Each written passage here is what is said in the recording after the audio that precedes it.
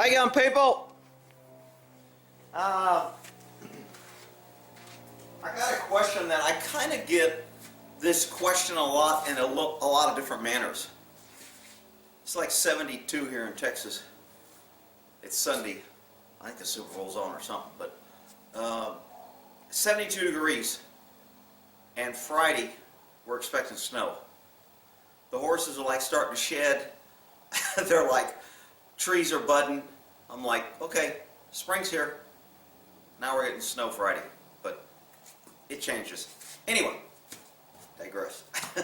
Staying on point. Warning shots. I'm getting a little red dash there. What is that? My battery's going dead? Maybe it's telling my battery's going dead. Hopefully I'll get through this. So, this man and this woman's fighting, husband and wife. It's a common occurrence for you people who are married. So they want me to settle this argument on who's right. Well, in most things in law enforcement and horses, it depends. It's very hard to answer a question on what would happen when I'm going by what the law says and the DA doesn't have to go by what the law says, the cop doesn't have to go by what the law says, the courts don't have to go by what the law says, the judges and the jury does not have to go by what the law says. So when people start telling you, no, you need to do this all the time, every time in this, I just think you got to question that. So the scenario she gave is they're out in the country, they have a gun, they hear somebody snooping around the house trying to burglarize or maybe get in their house, and they walk outside and see them. The wind's blowing the garage door, that's what that bang is. And they see him, and instead of shooting him, they shoot around on the ground to scare him off. Could they get in trouble? Most of you are like, hell yeah. In this day and age, yeah. It used to be private property. You shoot at somebody, tough luck. You weren't supposed to be there. Back when we had common sense. But now with liberal ignorance infecting everybody like a freaking virus in The Walking Dead, you don't know what anybody's going to do. They're always going to make... Remember, liberals have turned everything upside down, where good is now bad. And bad, weird, and immoral, and crazy, and outrageous is now good in the liberals' eyes. Americans and patriots used to be good, now they're bad. People breaking the law, criminals coming across the border, illegally in the country, used to be bad, now they're good. So, you can't predict what's going to happen in this environment, this we're losing our country environment we're in. But all my things on use of force follow a common goal, and that's kind of the way the court views it, and that's kind of how most of the jury instructions and the laws are written, and the judge will give examples, and it's normally built around reasonableness. And when it involves deadly force, what is deadly force? All together now. That force which can cause seriously bodily injury and or death. Okay? Running somebody over with a car, shooting at them, throwing acid in their face, dropping them on the ground and stepping on their neck and crushing them. All those are deadly force because it could cause serious bodily injury and or death. When you use deadly force, there's a lot of variables, and I know in Texas everybody's like, somebody comes on my property and steals, we can shoot them in Texas. Well, you can if it's at night, and you got to say that you don't have a likelihood of getting a property back, and it's still up in the air depending on who your DA is, and if the DA doesn't like it, if color gets involved and you end up being a white person doing it to a different color person, then all of a sudden it'll go up to the AG, and then if they don't like it, then it'll go up to the feds, and if they don't like it, who knows? So you can't go by the law says I'm protected. You have to understand the law, be careful what your statement says, and do things that you can later articulate, or your lawyer can articulate, or somebody can explain to the jury what you did was reasonable.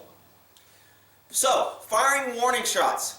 Cops used to fire warning shots. Used to be in a policy. You're allowed to fire one warning shots, make sure it's in the area, or try to make sure it's pointed in a safe direction, or whatever, to the ground, or whatever. They got away from that because people were accidentally getting shot, And when you fire a bullet, if it comes down and hits somebody, you're going to be responsible. Well, not if you're government. Hell, you can fire a bullet now at a dog and kill somebody, and you're not responsible. So it does. Again, the laws never apply to government. People watch cops and go, well, the cop did it, I thought I could do it. The laws don't apply to everybody. Hillary can compromise national security, have emails, violate federal law, violate all no crime. She gets let loose. Trump didn't even commit a crime. He's investigated for 2 years, blaming world freaking disasters on him, all due to he had lunch with some dude who spoke Russian.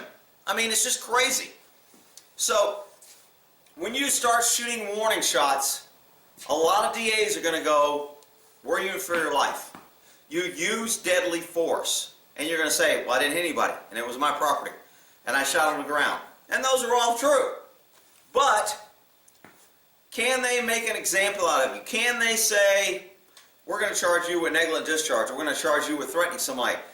Shooting near somebody or firing a warning shot can be assault with a deadly weapon, even though you didn't hit them.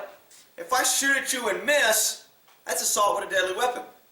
If I shoot at the ground as a warning shot and I'm not even trying to hit you, that's still assault with a deadly weapon.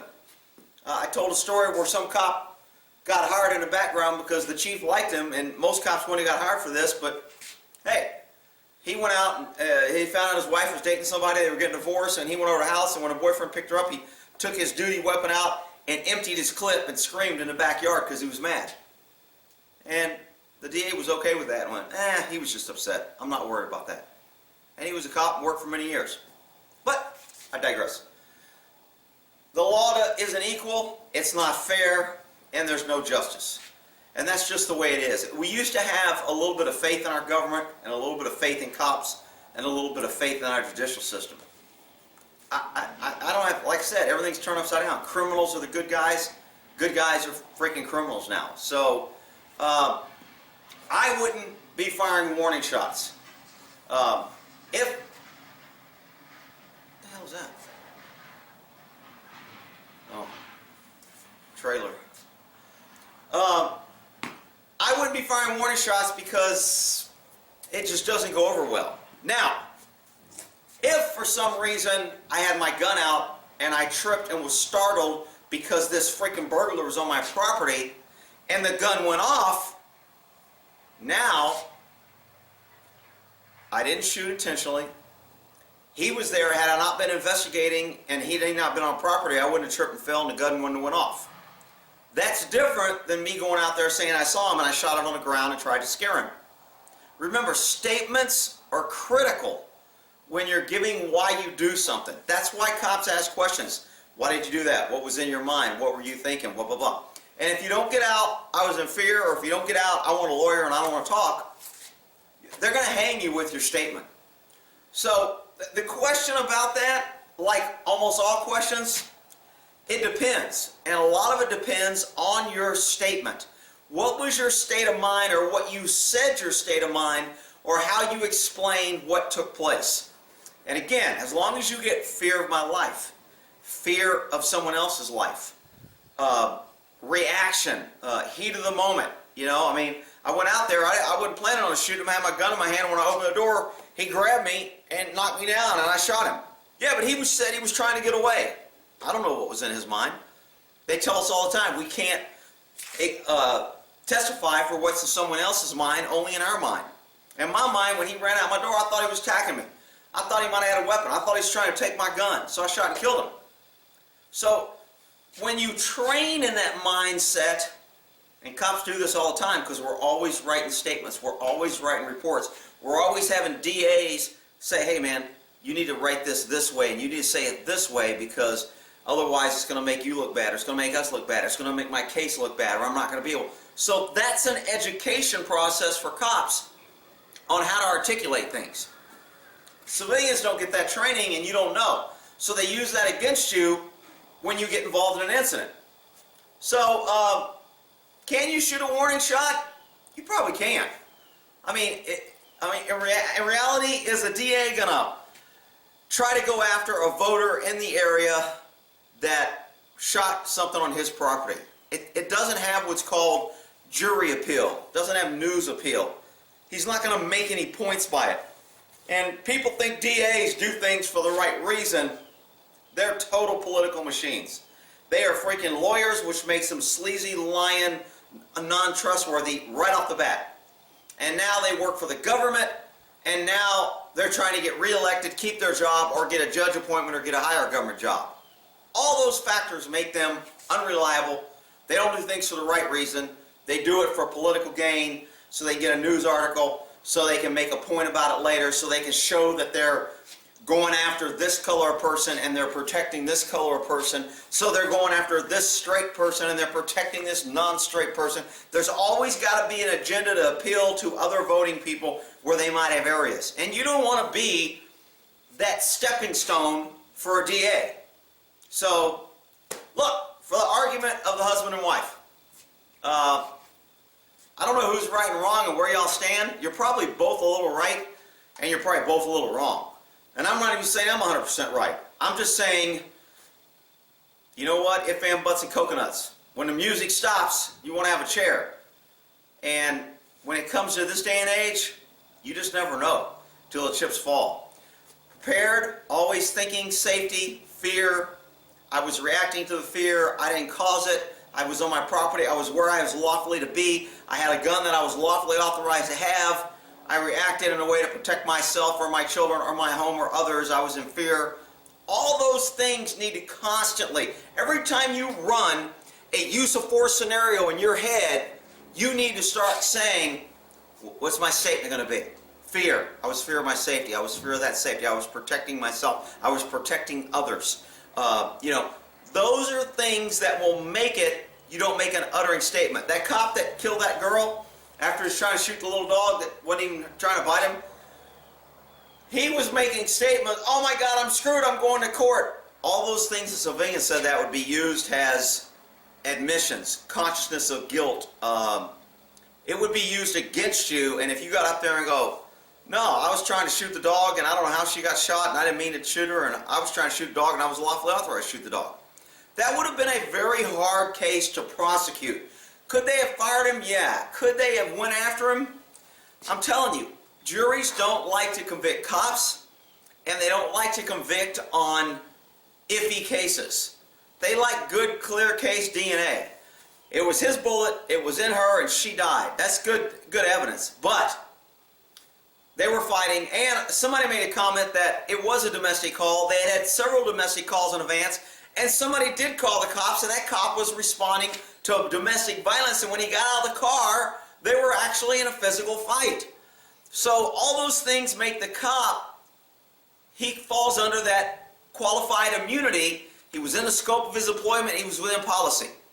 But this dog shooting, man, people just need to be outraged and start speaking out and make all agencies saying, you know what, unless you or someone else is bit, you do not shoot a freaking dog. We're done with this freaking cowboy every time you see a freaking chihuahua, you pull out your gun and get to fire your 6-shooter. So you get a couple days off of investigation and go, I was stressed or some shit. It's absolutely ridiculous. If a dog doesn't bite you or someone else, you can't shoot it. Simple policy, save a lot of people, save a lot of dogs, and stop freaking government from being out of control. But I digress, we're talking about warning shots. Oh, and if you remember, on one of my crazy cop stories where I fired a warning shot in front of a dog, the PD tried to charge me with discharging a firearm. Damn, my battery just went out. Shit. I know somebody's saying, I knew his battery was going to run out. He was going to make it short. Shut up, you big dummies. You didn't know nothing. It just happened. Anyway, I ended up shooting a bullet on the ground in front of the dog because I had to kill those 2 dogs that were actually biting and attacking my partner on a warrant. So I didn't want to shoot another dog, and I was chasing this guy over a fence. He went over a fence. He ran through. By the time the dog figured out he ran through, when I jumped the fence, he's like, oh, I'm getting the second guy. I'm like, the first guy scared me out. So he comes running at me, growling and barking, and I was like, shit, I already have my gun out because I'm chasing somebody, and when I chase somebody, my gun's out.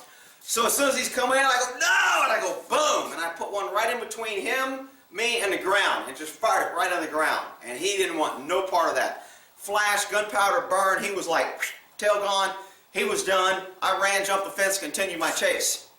Well, the PD, again, I always tell you, these agencies, they don't like other cops in other jurisdiction. All government likes to have their little piece of the pie, and they want everybody else staying out of it.